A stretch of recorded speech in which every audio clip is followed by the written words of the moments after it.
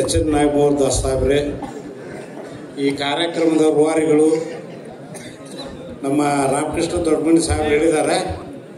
ನಮಗೆ ಮಾದಿಗ ಸಮುದಾಯದವರು ಹಿರಿಯ ಅಣ್ಣರು ಇದ್ದಂಗೆ ಅದು ನಿಜ ಸಂಗತಿನೂ ಹೌದು. ಆದರೆ ಹಿರಿಯ ಅಣ್ಣದರೊಳಗೆ ಹಿರಿಯ ಅಣ್ಣರಾಗಿರ್ತಕ್ಕಂಥ ಆಂಜನೇಯ ಸಾಹೇಬರು ನಾವು 28/1/2025 ಸನ್ಮಾನ್ಯ ನಾಗಮೋಹನ್ ದಾಸ್ ಸಾಹೇಬ್ರ ಹತ್ರ ಮನವಿ ಅರ್ಪಿಸಲಿಕ್ಕೆ ನಿಂತಿದ್ವಿ. ಆಂಜನೇಯ ಸಾಹೇಬ್ರು ಬಂದರು ಆಚೆಯಿಂದ. ಏನಪ್ಪ ನೀವು ಏನೋ ಬೇರೆ ಬೇರೆ ಒಂದು ಪತ್ರಿಕೆಯಲ್ಲಿ ನಿಮ್ಮದು ಓದ್ತಾ ಇದ್ದೀನಿ ಅಂತ ಕೇಳಿದರು. ಇಲ್ಲ ಸರ್, ನಮ್ಗೆ ಸ್ವಲ್ಪ ಅನ್ಯಾಯ ಆಗ್ತಾ ಇದೆ, ದಯವಿಟ್ಟು ನೀವು ನಮ್ಮನ್ನು ಪರಿಶೀಲನೆ ಮಾಡಿಲ್ಲ ಅಂಥೇಳಿ ನಮ್ಮ ನೋವನ್ನು ಅವ್ರ ಹತ್ರ ತೋಡ್ಕೊಂಡ್ವಿ. ಅವಾಗ ಸ್ವಲ್ಪ ವಿಷಯಗಳನ್ನು ಅವರು ಗಮನಕ್ಕೆ ತಂದಾಗ ಅವ್ರು ಒಪ್ಪಿದ್ರು. ಇವತ್ತು ಇಂಥ ವೇದಿಕೆ ಆಂಜನೇಯ ಸಾಹೇಬರು ಸೇರಿಸಿದ್ದಾರೆ. ಇದರಲ್ಲಿ ನನ್ನ 2 ಮಾತು ನಮ್ಮ ಅಣ್ಣ ಸಹೋದರರು ಇರ್ತಕ್ಕಂಥ ಅಣ್ಣಂದಿರಿಗೆ ನಾವು ಹೇಳಿಲ್ಲ ಅಂದರೆ ನಮಗೆ ಮತ್ತೆ ಇಂಥ ವೇದಿಕೆ ಸಿಗಲ್ಲ ಸಾಹೇಬ್ರೆ. ಅದಕ್ಕೆ ಇನ್ನು 2 ನಿಮಿಷ ಹೆಚ್ಚಿಗೆ ಕೊಡಿ, ಹೆಚ್ಚಿಂದೇನು ಬೇಡ. ಯಾತಕ್ಕಂದ್ರೆ ನಾವು ಪಂಚ ಸಮುದಾಯದವರು, ಅದು ಚಲವಾದಿ, ಮಾದರು, ಸಮಗಾರರು, ಮಜ್ಜಿಗಾರರು, ಡೋರ್ರು, ಈ 5 ಸಮುದಾಯದವರು ನಾವು ಅಸ್ಪೃಶ್ಯರು.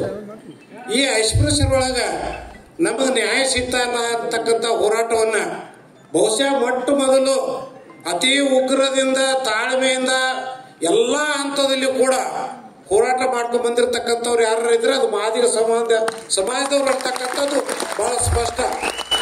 ನಾವು ಇವತ್ತಿಗೆ ಹೇಳ್ತಾ ಇದ್ದೀವಿ, ಯಾಕಂದ್ರೆ ನಮ್ಮ ಬೇಡಿಕೆ ನಮ್ಮ ಮನ್ಯಾಗ ಐತಿ. ನಮ್ಮ ಬೇಡಿಕೆ ರೋಡಿಗೆ ಬಂದಿಲ್ಲ, ನಮ್ಮ ಬೇಡಿಕೆ ಹೋರಾಟಕ್ಕೆ ಬಂದಿಲ್ಲ.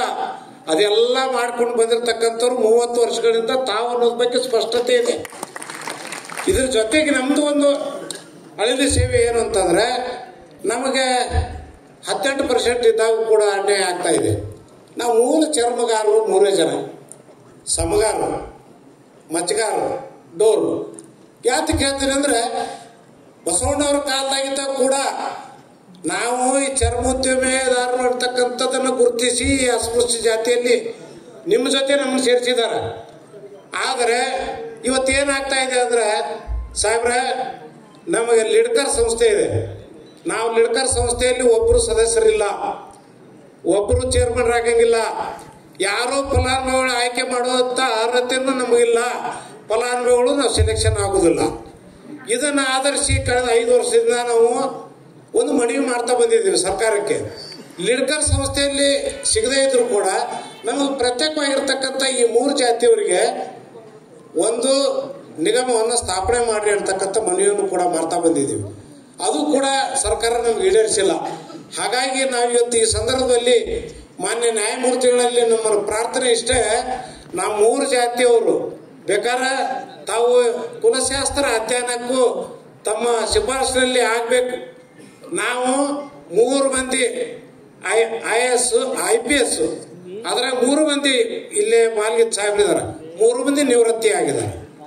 ಇವತ್ತು ಮುಂದಿನ ಪೀಳಿಗೆಗೆ ಯಾರು IPS ಇಲ್ಲ. IAS ಇಬ್ಬರಿದ್ರು, ಅವರು ರಿಟೈರ್ಡ್ ಆಗಿದ್ದಾರೆ.